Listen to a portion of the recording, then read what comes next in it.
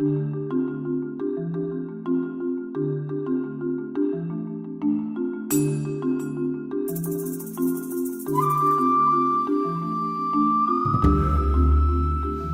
yogis. Welcome to the Karma Yoga Center Alchemical Astrology Report. This is the full moon report for this month, and the full moon is in the sign of Virgo. And I'm going to start there for the report, but there's a few other aspects that I'll be getting into as well. Whenever we're at a full moon, that means the sun is in the very opposite sign of it. So the sun is also moving into the sign of Pisces on the other side of the wheel. So happy birthday to all the Pisceans out there. The Virgo energy of this moon is one of intuitive healing, I would say. Virgo is about health, it's about daily routine, it's about crossing and dotting our T's and I's, it's getting everything orderly and in proper functioning order. There's a lot of discernment in Virgo, and so when the moon has come into its fullness in this particular house, it's putting an accentuation on those things. And the moon is our inner self, our intuitive self, our inner child, how we talk to ourselves internally. And so when the moon comes into Virgo, there's a really beautiful opportunity for intuitive healing, like sitting with ourselves, taking a nice scan of our physical body, which Virgo is very much body oriented as an earth sign, and seeing where do I need some healing. And it's not just on the physical healing level, of course, that deep moon energy is very in touch with its emotions, so that intuitive emotional healing too, putting that luminous moon energy like a spotlight on some of the places on our being that might need a little extra attention for healing, setting routine towards that healing, letting our own sense of self-knowing be our physician and guide on some of those areas of healing energy. So that's the moon in the sign of Virgo. I'm going to go across the wheel. As I mentioned, that the sun has just also rolled into the sign of Pisces, having been in Aquarius. Pisces is the last of the 12 signs. So after we've made it all the way around the wheel, we come into that 12th house of Pisces, and this is where everything coalesces.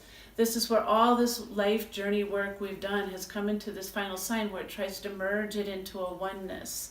We merge back into our soul selves. This is the one love, imagination, dreamlike energy. And the sun is putting a big energy into our faith, into this idea of loving kindness, of compassion, of helping one another. It's Pisces is about everybody working together, that collective helpful energy.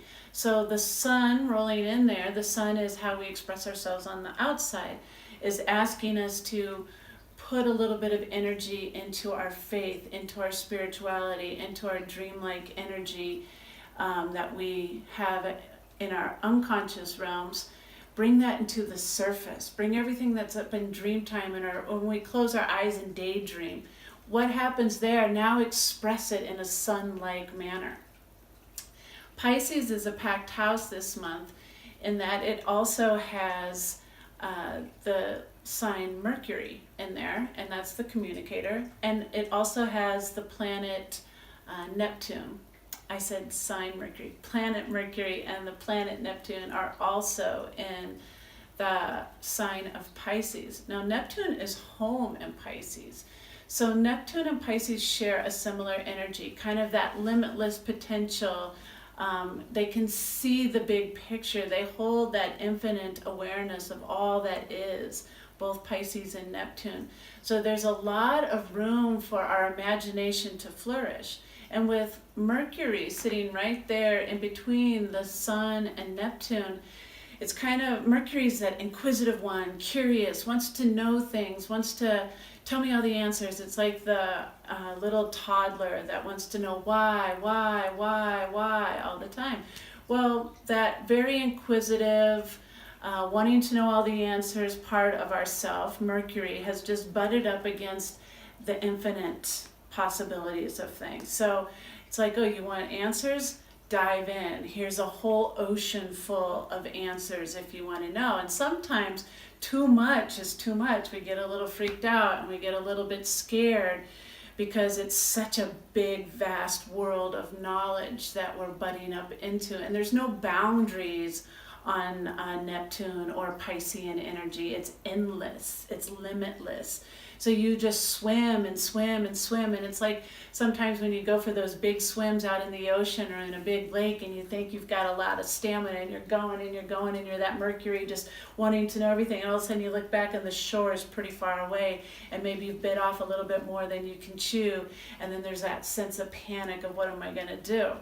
And kind of what I feel like at this time is if we get into these, there's too much information going on. There's a lot going on in the world. We're getting thrown all kinds of stuff from Congress, from the president, from social media. We just get inundated with information. Some of it we hear is fake news. Some of it we hear is the real deal. We don't really know what's going on and we get a little anxious. And use that knowing that you have from that moon in Virgo, that intuitive, strong sense of who you are, and the daily routine that's on the opposite side of wheel to kind of float you if you get into that fearful place. Trust yourself.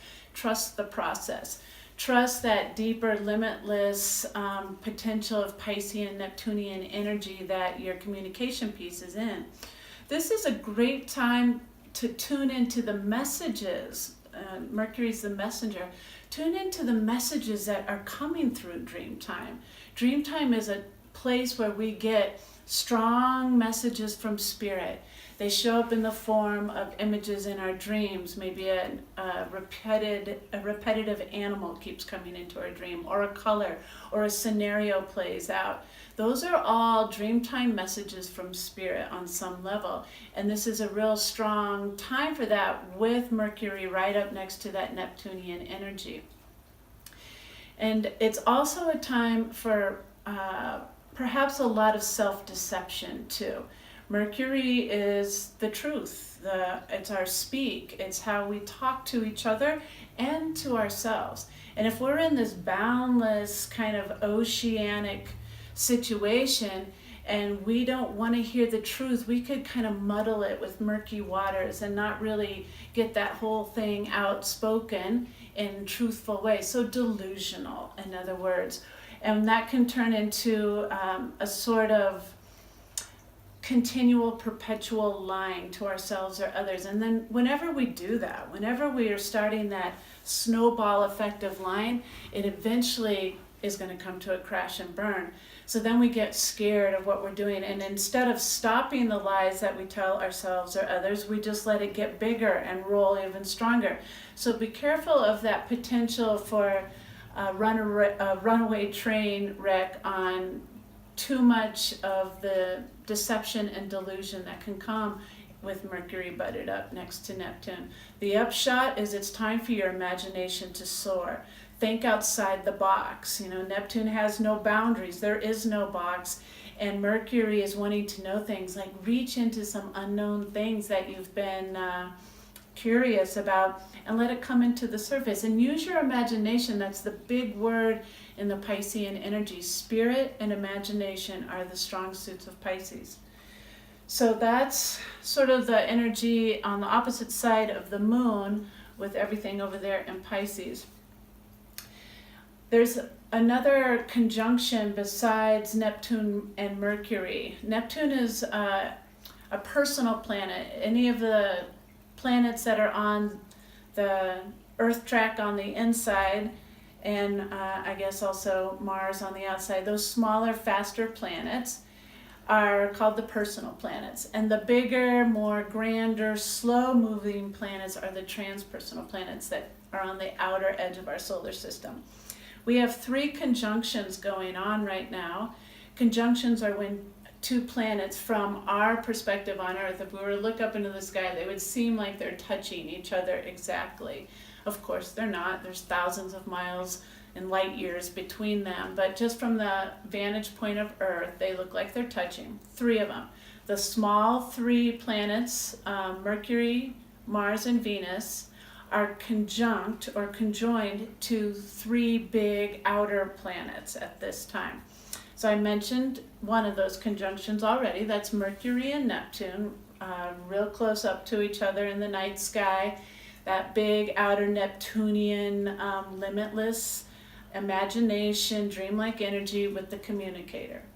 Then if we keep going around the wheel and come into the sign of Taurus, and just fresh into Taurus are Uranus and Mars. Mars is zipping around the track. It's a faster personal planet. Uranus is a slower mover, and it's just crossing. So Mars and Uranus are together. Mars is the warrior. It's willpower. It's the fire starter. It's let's get things done. Let's go in and get it. Sometimes without thinking about all the things. Like Virgo, I mentioned, likes to have discernment and plan and think things through. Well, Mars energy is just go do it and think about it later. We'll deal with the consequences afterwards. Well, it's conjoined, as I mentioned, or close to, working together with Uranus. And I often refer to Uranus as the crazy Uncle Uranus.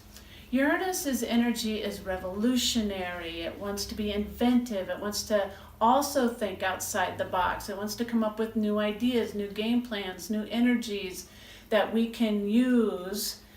So it's a lot like electricity and wind turbines and all the things that are solar panels for the electricity and wind turbines for the electricity. This is new ways, innovative ways to harness energy or bring energy into the picture. So when you have Mars, who's the willpower and the fire starter and the go-get-it, coming up with this not predictable, spontaneous, also kind of a fire starter, lets things go. They're working together, and they're in the sign of Taurus. And Taurus has 2 sides to it, as they all do. Taurus can be the homemaker. It can really be the let's plant some seeds, let's get the crop going. It's our value system. What do I believe in? It's my values as far as my possessions too. I have a little bit of money in the bank account, a little savings started, and I've got some stocks and some gold, and those are all Taurian energies. But like the bull's reputation, it can also be headstrong. It can dig its heels in. It can stomp and snort and charge. So you already have these kind of wild cards with Mars and Uranus in a house or a sign that has potential to be kind of a quick charge too in itself. So we have to really check in. And one of the big things I would say about this particular conjunction is it's a really great time to let go of grudges. If you hold a grudge on something, if you're digging in your heels on something, use that innovative thrust of Uranus right now to kind of kick you out of that. Because one of the pieces that is potential there in this conjunction is it could be the death of your spiritual prowess. Our spirit never dies. I don't mean that. It could be just a lightning bolt that kills the fire of our spiritual quest. And most likely, we've all been working towards evolving our spiritual aptitude, trying to come deeper into a spiritual practice, trying to understand what the words spiritual mean even. And so with Mars and Uranus in that kind of headstrong energy of Taurus, we don't want it to turn around and throw a lightning bolt at the heart of our spirit. We want to use that power and force of the warrior and that innovative, revolutionary energy of Uranus and do something really powerful and potent for the value systems of ourselves individually and for the collective. So make sure that you use the force for good, so to speak, as Luke Skywalker was told in Star Wars. So be aware of Uranus and Mars together in this tight conjunction. And then I said there was 3. The last one is with the personal planet, or the faster, quicker moving planet, is Venus. And that's the goddess of love in the Greek mythology. And her planet form is very much similar. And love is a big word. Love is not just romantic love, although that is a big piece for her.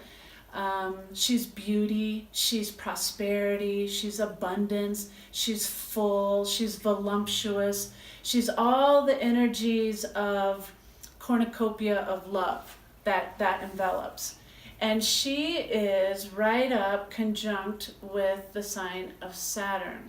So Saturn has lots of different good and bad energies as well. Saturn is time. So here you have beauty and time running up against each other.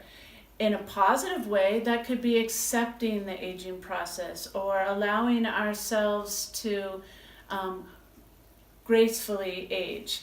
On the flip side of it, it's fighting it, it's resisting it, it's butting up against, I don't want to get older. So then we run out and do all the little things, all the little tricks that are available to us to retard the aging process. And that's a big thing coming up, is that sense of age at this particular conjunction of Venus and Saturn. But other things are there too. There is a sense of doing better for the good of the whole. Saturn is law and order. Saturn is rules and regulations. Saturn is the laws for the community. It's our government in a lot of ways. And Venus is compassion and understanding and generosity. That's all part of the umbrella of love. So when you put that aspect of Venus and Saturn together, this is a great time, especially with Mars and Uranus in harmony with them, to help move the collective into a more peaceful coexistence. With the energy of Uranus, the revolutionary, the evolutionary, the inventor, to bring some new radical change into law and order that we have had for thousands of years. Maybe it's time for some new energy in that way. So there's a lot of potential for that kind of change. And if we don't work with change, then that's kind of going back to that death of our spiritual fortitude. I mean, again, the spirit never dies, but we also have to work with change, or that keeps it retarded and slowed back. So we want to embrace these energies that are flowing and allow for these new shifts to come in. And one of those would be in the area of compassion, loving kindness, generosity for the good of the whole. And then also soon to be conjoined, Venus, as I said, is faster moving, and right next to Saturn is Pluto. That's another big outer transpersonal planet. And when she slides up there towards the end of the month with Pluto, it's a chance for us to check in on what are we doing with our soul self. Where is the abundance for our soul? Where is the love for our soul? Where is this connection to who we are? That self-love, the deep self-love that is absolutely essential for that healing practice that I was mentioning with the full moon in Virgo. Part of that intuitive healing that can come at this time is realizing that need for self-love and self-care, self-tenderness.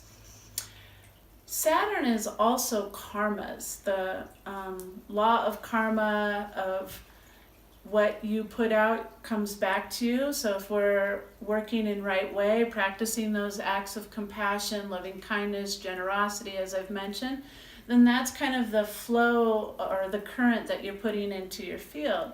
But if you're resisting and holding back and being selfish or being jealous or being insecure about yourself, which comes when our vanities hit up against the law and order of time or of the rules of the universe, The negative side of that is that we start to feed more insecurity into our life, more jealousy into our life, more competition, where we're always trying to compete and be better than.